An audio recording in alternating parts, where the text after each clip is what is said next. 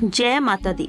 प्रिय भक्तगणों, नवरात्रि के इस शुभ अवसर पर सुनते हैं माँ तारा रानी की बहुत ही सुंदर कथा। एक समय की बात है, माँ भगवती को मनाने वालों में से एक राजा स्पर्श भी थे। वह दिन रात उनकी पूजा अर्चना में लीन रहते थे।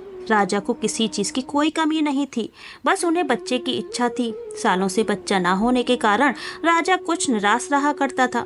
एक दिन राजा की भक्ति से प्रसन्न होकर माँ भगवती ने सपने में आकर उसे 2 बेटी होने का वरदान दिया। आशीर्वाद मिलने से कुछ समय बाद राजा के घर में एक कन्या ने जन्म लिया। बेटी उत्पन्न होने की खुशी में राजा ने सबको दावत दी और बेटे की जन्म कुंडली बनवाने के लिए पंडितों को बुलवाया।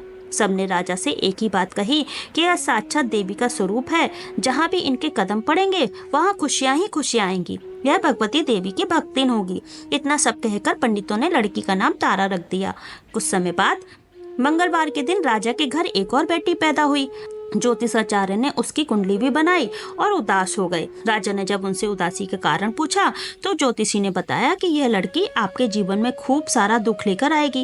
राजा ने ज्योतिषी से पूछा कि आखिर मैंने ऐसी कौन सी खराब कर्म किए हैं कि इसने मेरे घर जन्म लिया। ज्योतिषी ने बताया कि आपके दोनों बेटियां राजा इंद्र की अप्सराएं हुआ करती थीं। इसमें से सबसे बड़ी बहन का नाम तारा और छोटी का नाम रुकम था। एक दिन यह दोनों मिलकर धरती की सैर करने के लिए गईं। दोनों ने ही वहां पहुंचकर एकादशी के दिन का व्रत रखा। तारा ने अपनी छोटी बहन से कहा कि आज एकादशी का व्रत है, इसलिए बाजार जाकर कुछ ताजे फल ले आओ, लेकिन वहां कुछ खाना मत। रुकम बाजार फल लेने के लिए चली गई। वहां उसे मछली के पकौड़े दिखे। उसने झट से उसे खा लिए और अपनी बहन के लिए कुछ फल ले आई। रुकम ने तारा से पूछा कि तुम अपने लिए फल क्यों नहीं लाई। उसने जवाब दिया कि वह मछली के पकौड़े खाकर आई है। तारा ने गुस्से में कहा, तुम पापिन हो, एकादशी के दिन तुमने मछली खा ली। ऐसे खराब कर्म के लिए मैं तुम्हें छिपकली बनने का श्राप देती हूँ। अब उसी जंगल में तारा की बहन छिपकली बनकर रहने लगी। वहाँ एक जाने माने ऋषि गुरु गोरख भी अपने कुछ शिष्यों के साथ रहते थे। उनके शिष्यों में एक बहुत ही घमंडी शिष्य था। अपने घमंड के चलते वह शिष्य कमंडल में पानी भरकर एकांत में बैठकर तपस्या करने लगा। तभी एक प्यासी गाय वहां आ गई। उसने सीधे अपना मुंह उस कमंडल में डाल दिया और पानी पी लिया। पानी पीने के बाद जैसे ही गाय अपना मुंह बाहर को निकालने लगी तो कमंडल नीचे गिर गया और ऋषि का ध्यान भग्न हो गया। ऋषि ने देखा कि गाय पानी पी गई है। अब गुस्से में ऋषि ने गाय को एक चिमटे से बुरी तरह घायल कर दिया। इस बात की जानकारी जब गुरु गोरखनाथ को पड़ी तो वह तुरंत गाय को देखने के लिए गए। जैसे ही उन्होंने गाय की हालत देखी, वैसे ही उसने उस घमंडी शिष्य को आश्रम से निकाल दिया। कुछ दिनों बाद गौमाता पर किए गए अत्याचार से होने वाले पाप को कम करने के लिए उन्होंने एक यज्ञ करवाया। इस यज्ञ के बारे में गाय को चिमटे से मारने वाले घमंडी शिष्य को भी पता चला। वह पक्षी का रूप धारण करके यज्ञ स्थल पर आ गया और भोजन में अपनी चोंच से मरा हुआ सांप डाल दिया। किसी को भी इस बात की खबर नहीं हुई।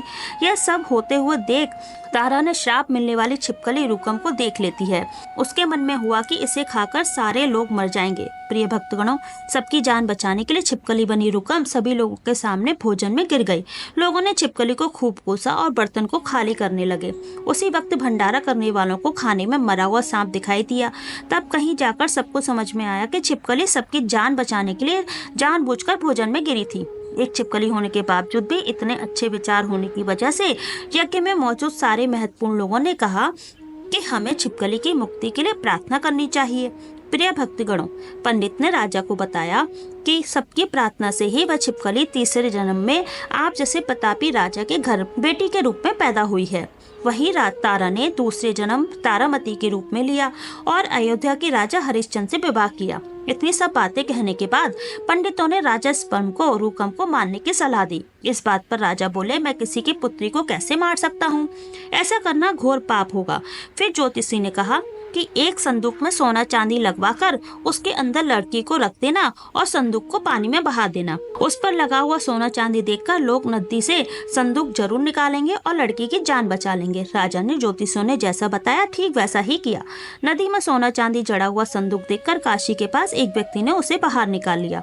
उसकी कोई संतान नहीं थी, इसलिए उसने संदूक के अंदर की कन्या को पालने का फैसला किया। उस कन्या को भीगी पर उसकी पत्नी ने खूब प्रेम से पाला और रूपू नाम रख दिया। बड़ी होते ही दोनों ने रघु का विवाह कर दिया। रुकु की सासू माँ तारामती और राजा हरिश्चंद्र के महल में साफ सफाई का काम किया करते थे। कुछ दिनों बाद रुकु की सासू माँ बीमार हो गई। उसकी जगह रुकु वहाँ काम पर जाने लगी। तारामती ने उसे देखा और पुराने जन्म के पुण्य के कारण पहचान लिया। उससे कहा, तुम मेरे साथ बैठो। रुकु ने बोला, मैं तो अभागी हूँ, इसलिए आपके साथ नहीं बैठ सकती। तब तारामती ने उसे बताया, तुम पूर्व जन्म में मेरी बहन थी। तुम्हें एकादशी के व्रत के दिन मछली खा ली थी, तो मैंने तुम्हें दंड देते हुए छिपकली बना दिया। अब तुम्हें दोबारा मनुष्य जन्म मिला है, तो इस जन्म में माँ वैष्णो की पूजा करके पुण्य कमा लो। माँ की पूजा से तुम्हारी सारी इच्छाएं पूरी होंगी। तारामती की बात सुनने के बाद रुकु माँ वैष्णो से एक बेटे के लिए प्रार्थना करती है और कहती है कि अगर उसकी मनोकामना पूरी हुई तो वह अपने घर में माँ वैष्णो देवी की पूजन और जागरण करवाएगी। प्रिय भक्तगणों, माँ वैष्णो देवी उसकी प्रार्थना सुन लेती हैं और उसे एक पुत्र देती हैं। पुत्र के प्राप्ति के बाद रुकु उसकी देखभाल और लाड दुलार में माँ वैष्णो देवी की पूजा करना भूल जाती है। ऐसा होते होते 5 वर्ष बीत गए और फिर एक दिन उस बच्ची को चेचक यानी माता निकल आती है। बच्चे की ऐसी स्थिति देखकर परेशान रुकु अपने पिछले जन्म की बहन तारामती के घर जाकर उन्हें इस समस्या के बारे में बताती है। जब तारामती ने पूछा कि तुमने माँ वैष्णो देवी की पूजा अर्चना में कोई गलती तो नहीं की, फिर रुकु को याद आया कि उसने माँ वैष्णो की देवी का जागरण कराने का प्रण लिया था। यह बात याद आते ही रुकु को बहुत पछतावा हुआ और मन में माँ से कहा कि बच्चे के ठीक होते ही वह अपने घर में जागरण करवाएगी। अगले दिन उसका पुत्र पूरी तरह से ठीक हो जाता है। तभी रुकु ने माता रानी के मंदिर जाकर पुजारियों से कहा कि मंगलवार के दिन जागरण करवा दीजिए। रुकु की बात सुनकर पंडित कहते हैं कि तुम यही 5 रुपए दे दो, तुम्हारे लिए हम मंदिर में ही जागरण करवा देंगे। रुकु कहती है, मुझे पता है कि मैं चमारिन हूँ, लेकिन आप मेरे घर आकर ही जागरण करवा दीजिए। माँ किसी तरीके का भेदभाव नहीं करती है, तो आपको भी नहीं करना चाहिए। इस पर पंडित ने विचार विमर्श करके कहा कि अगर रानी आपके घर जागरण में आती है तो हम तुम्हारे घर आकर जागरण करवाने के लिए तैयार हैं। पंडित की बातें सुनकर रुकु अपनी बहन रानी तारामती के पास जाती है और रानी तारामती को सारी बात बताती है। रुकु की बात सुनकर तारामती जागरण में जाने के लिए तैयार हो जाती हैं। इस बात को बताने के लिए रुकु जब पंडित के पास जाती है तब उसके बीच की बातों को सैन नामक नाई सुन लेता है। फिर वह राजा हरिश्चंद्र को जाकर सारी बातें बता देता है। राजा के मन में हुआ कि रानी को नीची जाति वाले लोगों के घर के में जागरण में नहीं जाना चाहिए। इसी वजह से वे अपनी उंगली काट लेते हैं, जिससे उन्हें नींद न आए और रानी जागरण में ना जा सके। जब जागरण का समय होता है तभी राजा को जागते हुए देखकर रानी मन ही मन माँ वैष्णो देवी से प्रार्थना करती है कि महाराज को नींद आ जाए ताकि मैं जागरण में जा सकूं। रानी की प्रार्थना के कुछ समय बाद ही राजा को नींद आ जाती है। फिर रानी तारामती रोशनदान से रस्सी बांधकर महल के नीचे आकर रुकु के घर चली जाती है। इसलिए जल्दबाजी में रास्ते में रानी का रेशमी रुमाल और एक पाँव का पायल गिर जाता है। इधर कुछ वक्त बाद राजा हरिश्चंद्र की नींद टूट जाती है। नींद टूटने पर रानी को अपने पास ना देखकर राजा उनकी तलाश में निकल जाते हैं। रानी को ढूंढते ढूंढते उन्हें रानी का रुमाल और पायल मिलता है। रानी की चीजों को अपने साथ लेकर राजा जागरण स्थल पहुंचे और एक जगह चुपचाप बैठकर जागरण सुनने लगते हैं। माँ वैष्णो देवी के जयकारे के साथ जागरण खत्म होता है और सभी को प्रसाद दिया जाता है। तब रानी अपने हिस्से का प्रसाद को झोली में डाल देती है। रानी के ऐसा करने पर लोग उनसे पूछते हैं कि वह प्रसाद क्यों नहीं खा रही है। अगर आप प्रसाद का सेवन नहीं करती हैं तो जागरण में आए लोग भी प्रसाद नहीं खाएंगे। तब रानी बोली कि वह प्रसाद राजा के लिए था, अब आप मुझे प्रसाद दीजिए। फिर अपने लिए प्रसाद लेकर रानी सबके सामने खा लेती है। रानी के प्रसाद खाते ही जागरण में सभी भक्तों ने प्रसाद खाया। इसके बाद रानी महल के लिए निकल जाती है। तभी रास्ते में राजा उन्हें रोककर पूछते हैं कि तुमने नीची जाति के घर प्रसाद खाकर खुद को अपवित्र कर दिया है। तुमने मेरे लिए भी प्रसाद रखा है, अब तुम उससे मुझे भी अपवित्र करना चाहती हो। अब मैं तुम्हें अपने महल में नहीं ले जा सकता। यह बोलते हुए राजा रानी को देखता है। तब उन्हें प्रसाद की जगह गुलाब, चंपा, अनेक जैसे फूल और कच्चा चावल व सुपारी दिखाई देते हैं। इस चमत्कार को देखकर राजा हैरान हो जाते हैं। फिर राजा चुपचाप रानी को अपने साथ लेकर महल पहुंचे। वहां रानी बिना किसी चीज के राजा के सामने दीपक जलाकर राजा हरिश्चंद्र को हैरान कर देती है। फिर रानी बोली, हे महाराज, माता के दर्शन करने के लिए बहुत बड़ा त्याग करना पड़ता है, इसलिए आपको अपने बेटे रोहिताश की बलि देनी होगी, तभी माँ दुर्गा आपको साक्षात दर्शन देगी। यह सुनकर राजा के मन में माँ के दर्शन की इच्छा होने लगी, जिसके लिए राजा ने अपने पुत्र की बलि दे दी।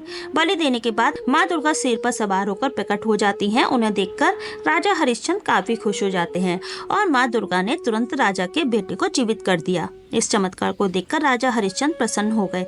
तभी राजा ने माँ की पूरी विधि से पूजा करके उनसे गलतियों की क्षमा मांगी। माँ दुर्गा ने भी राजा को खुश रहने का आशीर्वाद दिया और अंतर ध्यान हो गई।